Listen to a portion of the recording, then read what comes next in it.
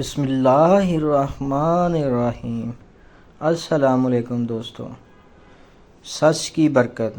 ایک دفعہ حضرت شیخ عبد القادر جیلانی رحمۃ اللہ علیہ اسلامی تعلیم حاصل کرنے کے لیے ایک قافلے کے ساتھ بغداد جا رہے تھے۔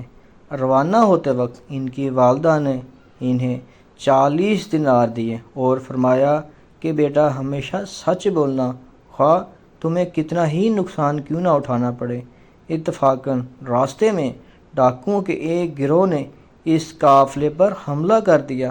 ایک ڈاکو نے حضرت شیخ عبد القادر جیلانی رحمۃ اللہ علیہ سے پوچھا کہ لڑکے تمہارے پاس کیا ہے؟ آپ رحمۃ اللہ علیہ نے فرمایا میرے پاس 40 دینار ہیں۔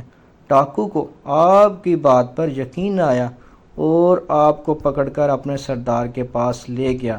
سردار نے پوچھا تو آپ نے پھر وہی جواب دیا کہ میرے پاس 40 دینار ہیں، یہ دیکھیں میرے کرتے میں سلے ہوئے ہیں۔ ڈاکو نے دیکھا تو ان کے کرتے میں واقعی 40 دینار سلے ہوئے تھے۔ ڈاکوؤں کے سردار نے آپ رحمۃ اللہ علیہ سے کہا اے لڑکے تو نے جھوٹ بول کر اپنے 40 دینار کیوں نہ بچا لیے؟ آپ نے فرمایا میری ماں نے نصیحت کی تھی بیٹا ہر حالت میں سچ بولنا، خواہ کتنا ہی نقصان کیوں نہ اٹھانا پڑے۔